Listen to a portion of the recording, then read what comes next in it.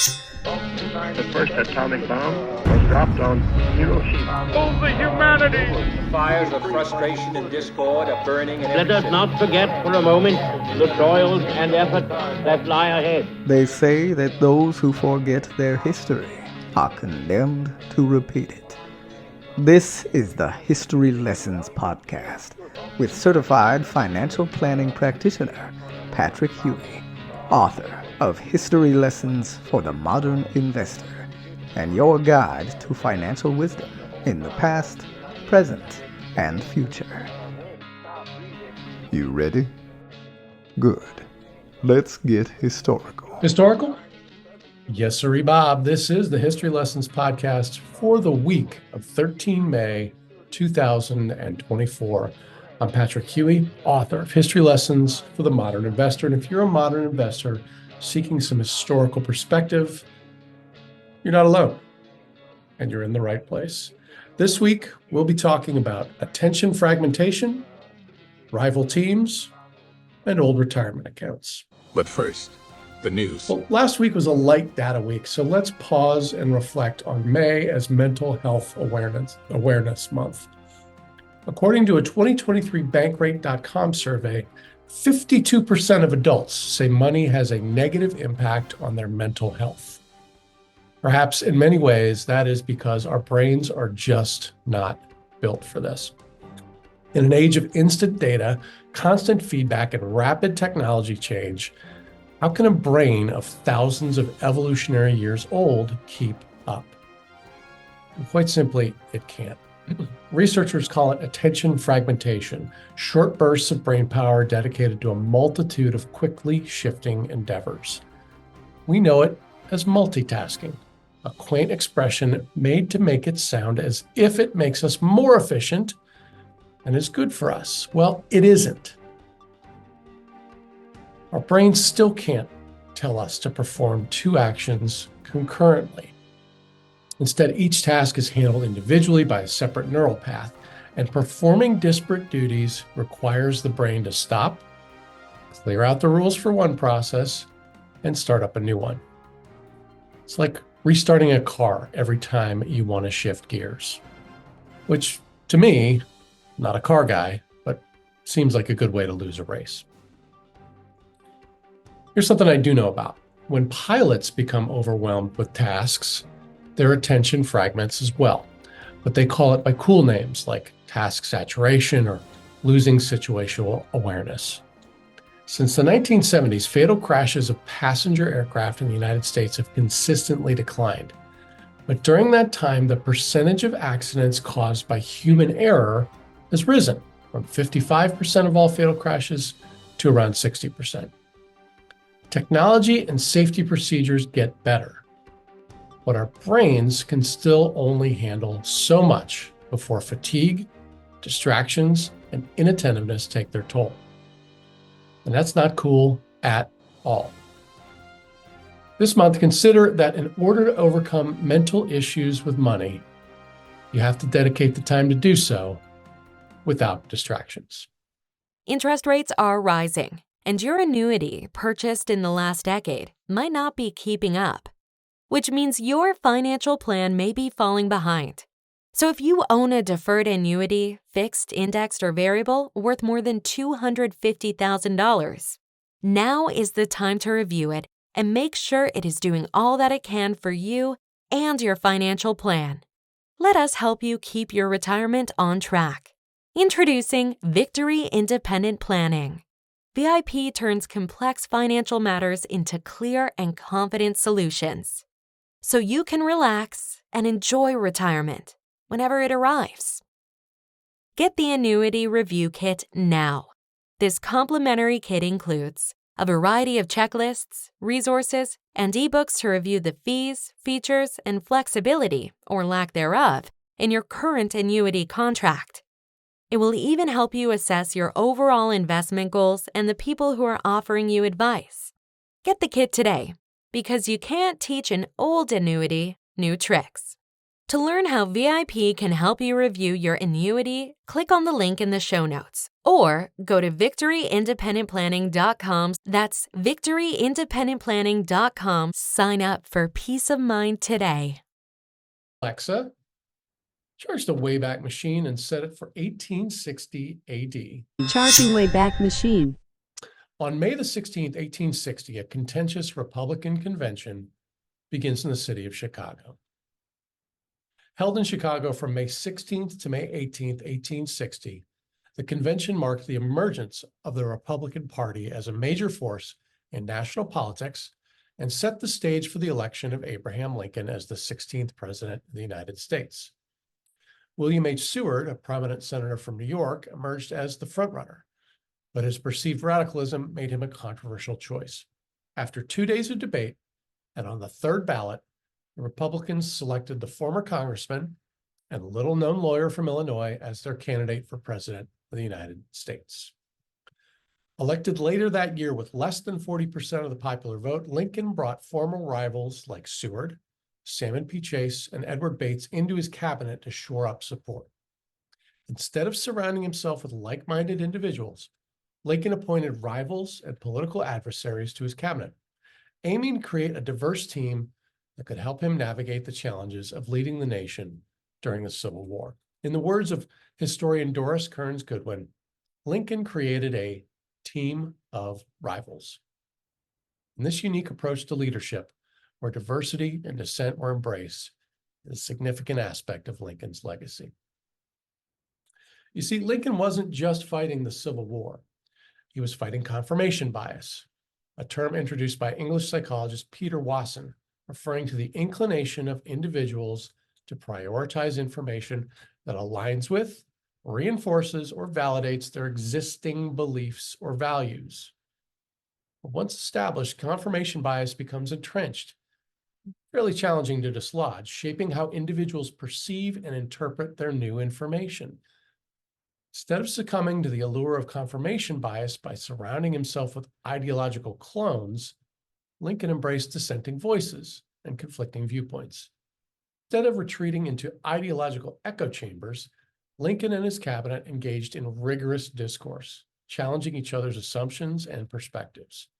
And through this process, they arrived at more robust solutions to the nation's complex problems, particularly during the worst days of the American Civil War. Okay, today, thanks to social media and the algorithms that show you more of what you like and less of what you don't, we are living in the golden age of confirmation bias. I'm not saying social media has no place in an investor's life. Just be sure to recognize it's a rival to good decision-making when you add it to your team. Wayback Machine disengaged. Returning to the year 2024. Finally, this week, it's on to the mailbag. You've got mail. This week's question of the week was, should I roll over my old 401k to an IRA? Remember, if you're listening to this podcast and you want to see the visuals referenced during this segment, please join us on Substack, where you can view the video version of this podcast, or on YouTube, where you can do the same. I got a call recently from a former colleague of mine. He was leaving his job. I wanted to know if he should roll over his 401k and do something different. Now, he had been reasonably happy about it, at least from its performance during the accumulation period of his work there. But he wasn't so sure if it was great for the decumulation phase, or when he started taking withdrawals and when he actually got to retirement. He had some major life changes on the way, and he wanted to make sure that he was getting advice, not just on the investments, but on his total financial picture as well. Now, he's in his mid-50s. He's going to continue working in some capacity, but really still figuring things out from that perspective. He might go back to work, he might consult, or he might start an entirely new endeavor. So that's a lot to think about. Let's examine the pros and cons first of rolling over from employer accounts, not just 401ks, but 403bs, 457 accounts. So that's those types of things. And then I will come back to our story. All right, so weighing the options here with the pros and cons of rolling over old 401ks to IRAs. As individuals progress in their careers, they often find themselves accumulating multiple retirement accounts from previous employers. I've sat down and seen as many as 5 different statements when talking with potential new clients. And one common question that arises is whether to leave these where they are or to roll them over into something else, either the new 401k or an individual retirement account. I'm going to talk a little bit about both those scenarios here when we go through the pros and cons. And both those options can offer advantages and drawbacks. And understanding those nuances of what each can do for you can help you make a good individualized decision regarding what you're going to do with your financial future. So some pros of rolling over an old 401k. The major benefit that I see with doing rollovers is staying organized, staying on top of things. Because, I can always tell when somebody comes and sits down and they've got those 5 statements and they kind of spill out of a folder that maybe the grand plan isn't so grand, and maybe it's not even a plan. So staying organized and having your IRAs or your 401ks consolidated into a single account can offer some pretty nice benefits. Transferring funds from multiple accounts into a single IRA can really simplify your overall financial management. It's fewer statements. It is less clutter. It's easier to track. And this consolidation and streamlining and record keeping makes it easier to keep on top of your investments and manage those retirement savings as effectively as possible. Number 2 is the expanding universe. IRAs typically offer a much broader universe of investment options compared to employer-sponsored 401ks or 403bs, et cetera. Now, while employer-sponsored plans have limited investment choices selected by the employer, your IRAs are going to have access to various stock, bond, mutual fund, exchange-traded funds, alternative investments, et cetera, et cetera. That flexibility allows an investor to tailor their portfolio to their own risk tolerance, their investment goals, and their time horizon. It's a little bit finer of an instrument than the 401k.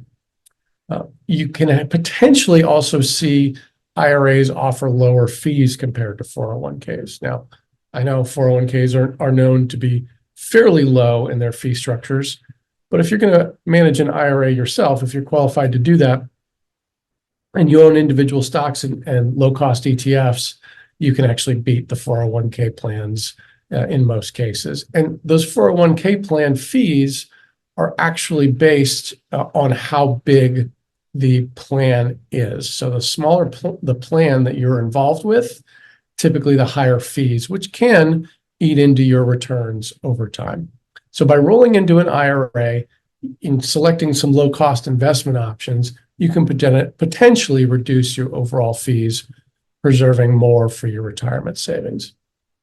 There's also some Roth conversion opportunities. Okay, rolling over a traditional 401k into a Roth IRA could actually provide opportunities for tax diversification and tax-free withdrawals in retirement.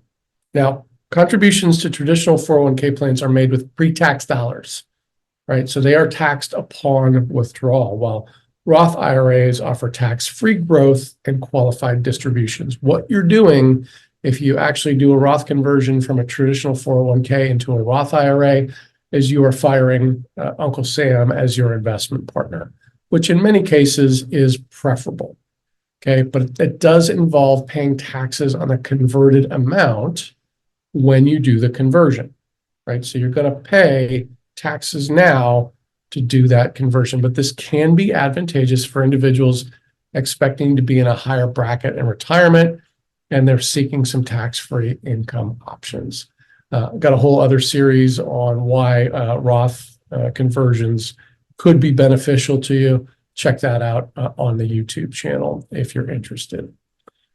Additional services, right? Rolling over to an IRA may also provide you the opportunity to access services such as tax planning, investment planning, comprehensive financial planning, and more. So think about how much, if any, of that kind of stuff that you can afford to DIY. Okay, if you're not a do-it-yourselfer, really think strongly about what you can access by rolling over versus keeping it inside of a 401k.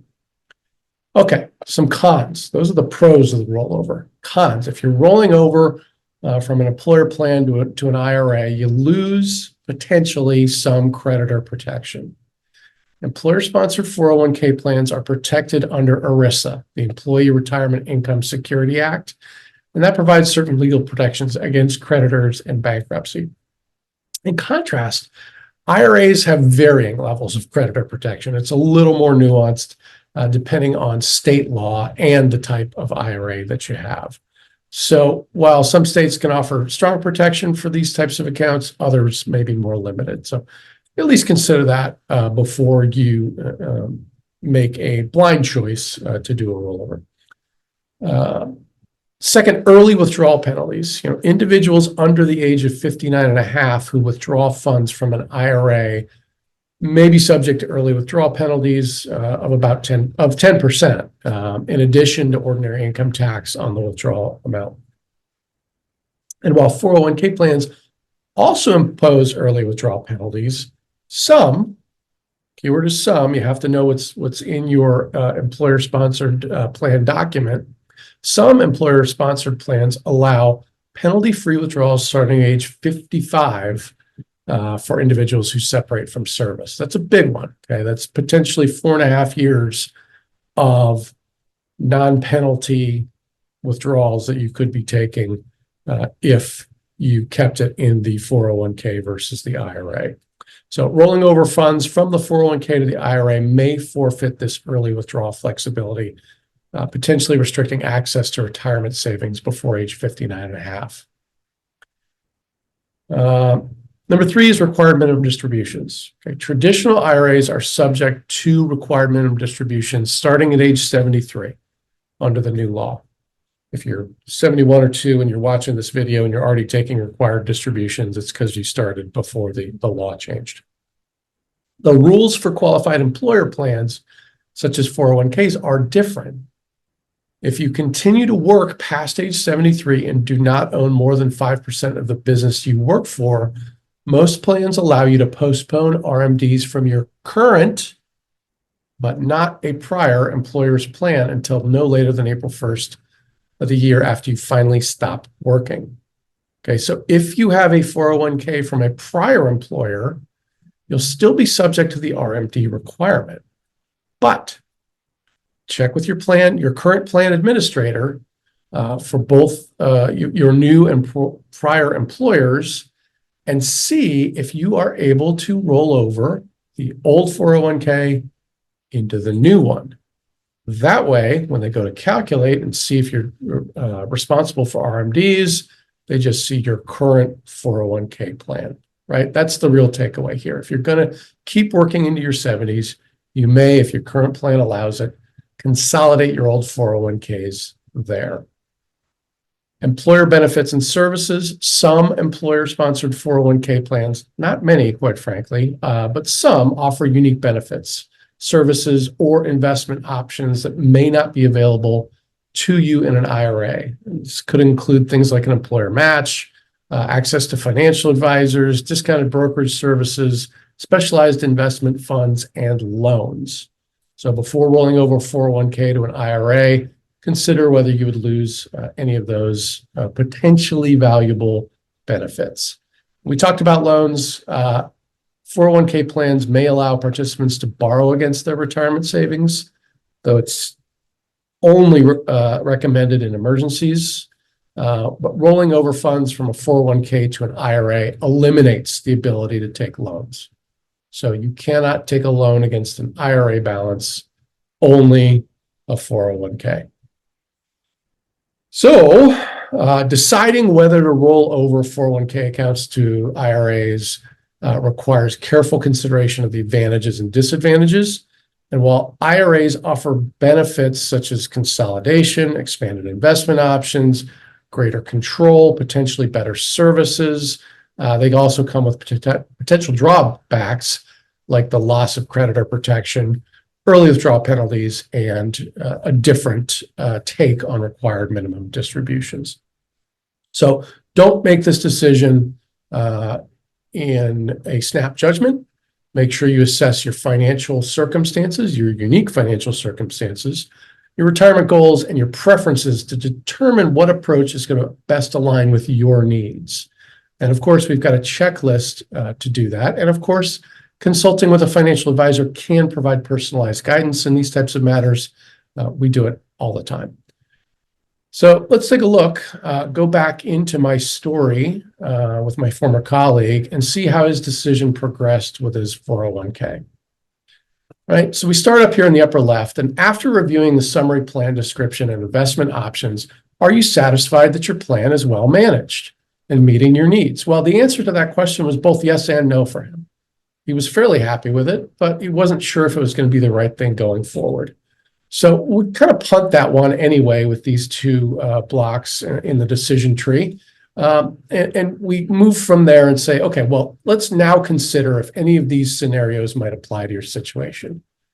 Okay, you might want the option to contribute to this account in the future.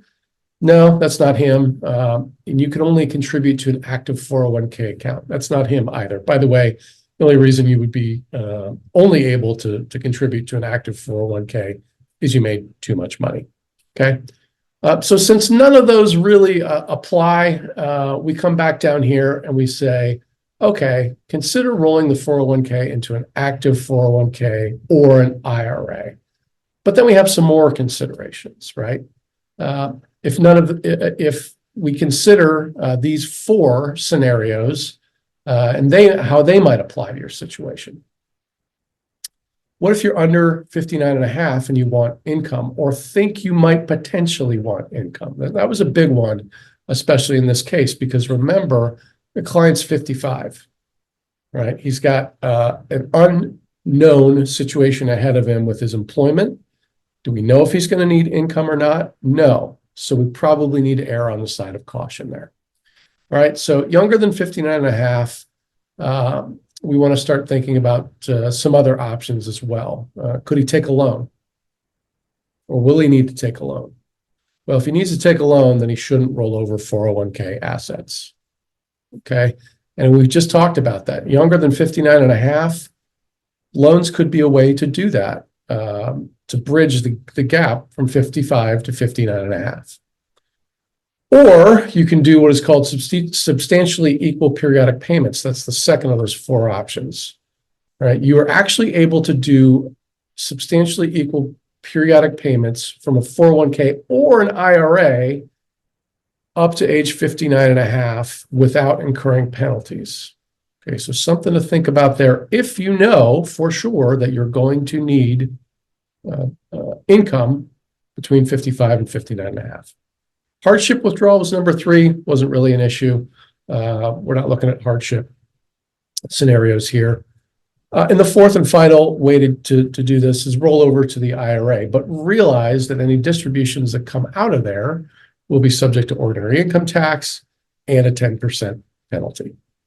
So what do we decide for this particular client? Well, we split the difference. And just going back to this beginning scenario where, not only were we splitting the difference from stage 1, where we said, well, yes and no, we should consider rolling a 401k and we should consider leaving it where it is. In the end, we ended up doing both of those. We rolled over a significant amount of that 401k so that he could enjoy an expanded universe of investments, as well as take part in our smart approach to retirement. But we also left some assets in his 401k so that he could take a loan or access them up to age 59 and a half if between now and then he found himself needing income. Okay, so that's kind of how you would walk yourself or be walked through the decision matrix on how and why and when you might roll over assets out of an employer's account. Well, my fellow historians, that's all for this week. Be sure to check out my book, History Lessons for the Modern Investor. That's available on Amazon.com. And be sure to do all the social stuff with me, like this episode. Follow me wherever you see or hear your podcasts.